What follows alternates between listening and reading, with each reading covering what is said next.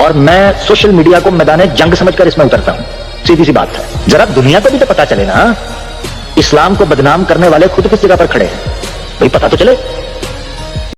حارث سلطان کا ہی ہے, اس نے مطلب تصحیح کی تھی. اس نے کہا تھا کہ یہ جو روح کا کانسیپٹ ہے, سول کا, یہ ثابت کریں یہ کہاں سے ہے. یعنی جب ایک میاں بیوی آپس میں ملتے ہیں جس کے نتیجے میں اولاد پیدا ہوتی ہے, یعنی اس نے تصحیح کی تھی کہ کیا تاب اللہ ان کا اللہ روح جو ہے وہ ڈالتا ہے یا پیدائش کے ٹائم ڈالتا ہے, اس کا کیا جواب ہوگا؟ روح کا تصور, وہ کہتے ہیں جی اللہ تعالیٰ روح کب ڈالتا ہے اور کسے.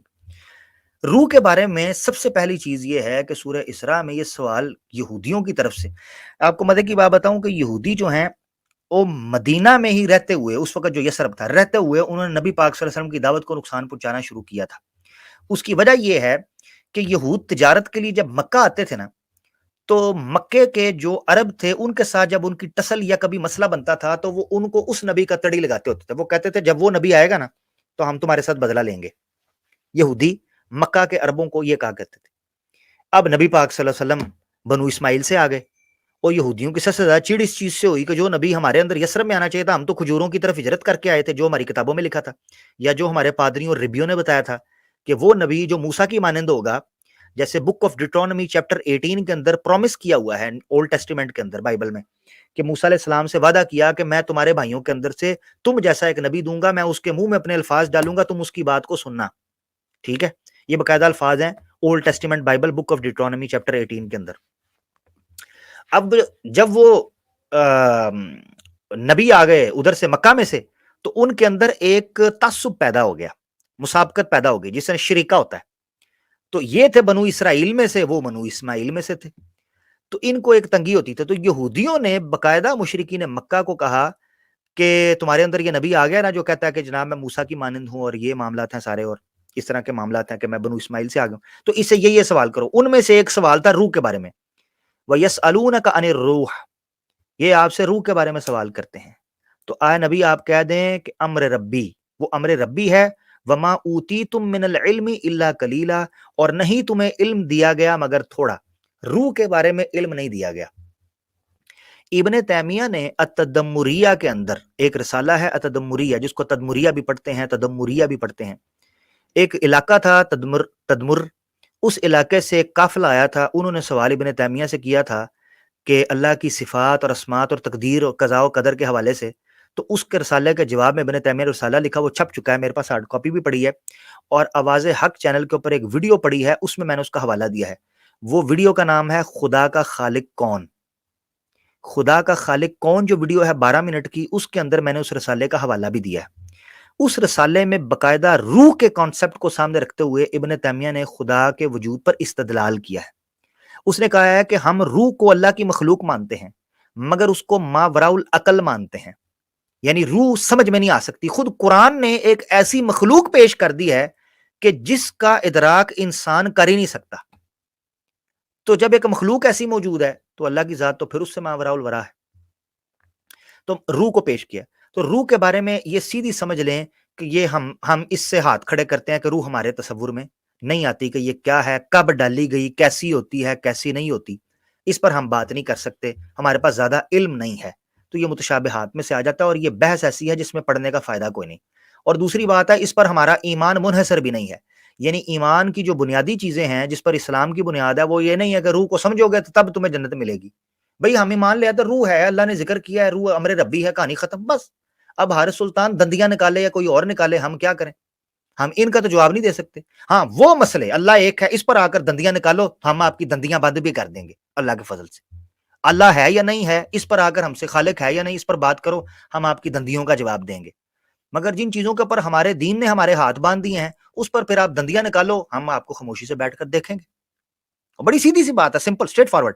یہ ایسے ہی ہے جیسے میں پوچھوں کہ ایوولوشن کو ہونے کے لیے بلین ایئرز کی کیوں ضرورت ہے, یعنی ہومو سیپینز کو آنے کے لیے اتنے ملین ایئرز کیوں لگے. کہتے ہیں جی یہ جو ابھی ہومو سیپین ہے اس کو تقریباً 70,000 سال ہوئے ہیں. کیوں بھائی, کیوں سال لگے ایوولوشن کو؟ اب میں دندیاں نکالوں دور فٹے مو توڑے ایوولوشن تھے, تو یہ کہیں گے بھائی ہمارے ہاتھ میں ہے evolution. Evolution is a natural process, اس کو بلین ملین ایئرز لگتے ہیں. تو کیوں آپ کے بس میں نہیں ہے؟ تو بھی پھر ہمارے بس میں بھی نہیں ہے، روح کیا ہے کیسے سمجھیں اس کو، ہمارے بس میں نہیں ہے تو ہے۔ اچھا ایک چیز، جب ہم ان سے انٹرمیڈیٹ فاسلز کی بات کرتے ہیں، یہ دندیاں نکالتے ہیں، تب یہ کہاں سے لاتے ہیں اور جھوٹی موٹی ڈائیگرامز بنا کر سامنے رکھ دیتے ہیں جب ہم ایوولوشن۔ تو اس طرح ہم جب ان سے ان مفروضہ اور ما وراء الورا چیزوں کے بارے میں پوچھیں، اب یہ بگ بینگ کی بات ہوئی تھی تو ہم ان سے پوچھیں 13.8 بلین ایئرز پہلے کس نے بگ بینگ کیا تھا، دندیاں نکالیں۔ اب ان کا جواب کیا ہے؟ بھائی ہو گیا تو ہو گیا، یہ تو یہی کہتے ہیں، پتہ نہیں کیسے ہو گیا، کہاں سے آ گیا۔ اب وہ microwave background radiation پر بھی بات، بہرحال میں نے اس پہ کی ہوئی ہے بات بگ بینگ میں۔ خیر اچھا، ہاں ایک چیز جس پر ہم بات کر سکتے ہیں وہ ہے سائنس اس کے بارے میں کیا کہتی ہے۔ حقیقت یہ ہے کہ سائنس نے اس ٹاپک کو اس طریقے، فلسفے نے چھوا ہے، سائنس نے، ماڈرن سائنس جسے میں کہتا ہوں، ایک تو فلسافیکل سائنس ہے جو فلسفے کی سائنس تھی، اس نے اس پر بات کی ہے، اس نے بھی اٹکل پچو اور بونگیاں ماری ہیں اس پر۔ اگر کسی نے بات پڑھنی ہو تو ابن قیم الجوزیہ کی کتاب ہے کتاب الروح، اس پہ اس نے بات کی ہوئی ہے، اس کو آپ دیکھ سکتے ہیں کہ روح کے حوالے سے انہوں نے کیا بات کی۔ اسی طریقے سے غالباً اگر میں غلط نہیں ہوں، کافی پرانا میں نے پڑھا ہے، ابن تیمیہ کی تفسیر ہے تفسیر کبیر، اس پہ بھی انہوں نے فلسفیوں کے ہاں سے بات کی ہوئی ہے۔ اسی طریقے سے امام رازی نے بھی تفسیر مفتاح تفسیر کبیر، اس کو بھی تفسیر کبیر کہتے ہیں امام رازی کی، ایک ابن تیمیہ کی ہے 728 کے متوفہ جو ہے، امام رازی جو ہیں یہ چھٹی کے، ان کی کتاب ہے تفسیر کبیر اس کو کہتے ہیں، اور مفاتیح الغیب بھی کہتے ہیں اس تفسیر کا نام ہے، غالباً یہی نام ہے اس تفسیر کا بھی۔ اس میں بھی روح کے اوپر انہوں نے تفصیلی بات کیا، جو پڑھنا چاہے فلسفیوں کا موقف اور اسلامی متکلمین اسلامک تھیولوجسٹ کا موقف وہ اس میں پڑھ سکتا ہے۔ اب آ جاتے ہیں سائنس۔ ایک کتاب ہے آسٹریلین، یہ حارث نے بات کی ہے نا نعمان بھائی، حارث نے یہ بات کی ہے تو قدرتی بات ہے، جی آسٹریلین جی بایولوجسٹ ہے، آسٹریلین بایولوجسٹ ہے ایک، اس کا نام ہے جیرمی گرفت، جیرمی گرفت اس کا نام ہے، اس کو سرچ بھی آپ کر سکتے ہیں۔ اس نے باقاعدہ، بلکہ میں نا اس کو دکھا ہی دیتا ہوں اسکرین کے اوپر، میں نے بہت پہلے ایک ملحد کے ساتھ بات ہوئی تھی تو اس پر ہم نے بڑی سرچ کی تھی، تو میں نے کہا تھا اگر آپ سائنس کو ہی، آسٹریلین بایولوجسٹ ہے، اور میں یہ اسکرین شیئر کر کے دکھا بھی دیتا ہوں، ٹھہریں ذرا۔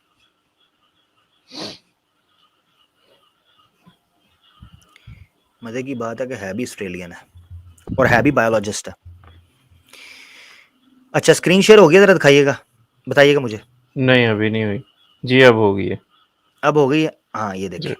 اچھا یہ جیرمی گرفت، یہ اسکالر ہے، میں زوم کر دیتا ہوں، ٹھیک ہے۔ اس نے ایک موومنٹ سٹارٹ کی تھی، یہ دیکھیں، لیڈنگ سائیکیٹرسٹ گرفت solves science holy grail and rehabilitates human race. اس نے سول کے اوپر بات کی ہے اور اس نے کہا ہے کہ میں نے اس مسئلے کو حل کر دیا ہے۔ اس نے باقاعدہ ایک موومنٹ سٹارٹ کی جس کو freedom the and of human condition, یہ باقاعدہ اس کی کتاب بھی پھر چھپی، یہ ہے وہ کتاب، ٹھیک ہے۔ اس کو میں اوپن کرتا ہوں، یہ وہ کتاب تھی۔ یہ کتاب کس چیز کو ڈیل کرتی ہے یہ آپ دیکھیے گا۔ یہ کہتا ہے جی ہم نے سول کو، اور اس نے سول کو ہیومن کانشیسنس کے ساتھ اور اس کی ڈفرینٹ مینٹل کنڈیشنز کے ساتھ اس نے ریلیٹ کر دیا۔ اچھا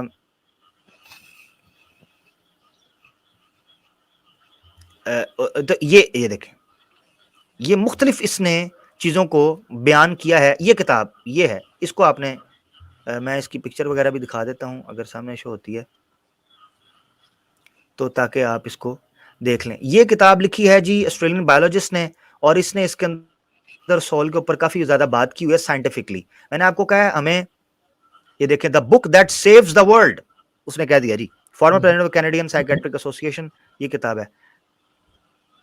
at last the redeeming reconciling and rehabilitating biological explanation of the human condition that brings about the dreamed of dawn of understanding and ends all the suffering and conflict of earth۔ اتنی بڑی jump ہے یہ کتاب، ٹھیک ہے۔ اس کے اندر اس نے soul کے اوپر بات کیا اور وہ کہتا ہے کہ کس طریقے سے ہیومن بیہیویئر سے ہمیں پتہ چلتا ہے کہ اس کی روح کون سی ہے اور کیسی ہے، ٹھیک ہے، اور یہ بایولوجسٹ ہے۔ تو اس کو آپ اس طریقے سے ہم دیکھ سکتے ہیں۔ مزید اگر کسی نے دیکھنی ہو تو یہ ہے کہ اگر آپ نے سائنٹیفکلی بات کرنی ہے تو بھائی آپ یہ ایک ہمارے پاس حوالہ ہے، اس نے بات کی ہے۔ اسی طریقے سے ایک اسکالر ہیں جو ہیں ریمنڈ موڈی، ان کا بھی میں دکھا دیتا ہوں، چلے لگے ہاتھ، ان کا بھی میرے ذہن میں آ گیا نام، تو میں ان کا بھی دکھا دیتا ہوں۔ وہ NDE کے ایکسپرٹ ہیں، نیئر ڈیتھ ایکسپیرینس کے۔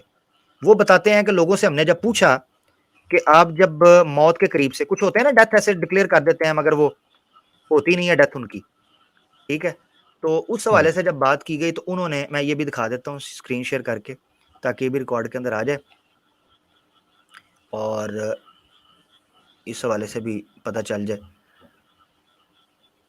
یہ بھی امید ہے کہ اسکرین آپ کو نظر آ جائے گی, ٹھیک ہے. جی ابھی تک آئی نہیں, اب آ گئی, جب آ گئی ہے.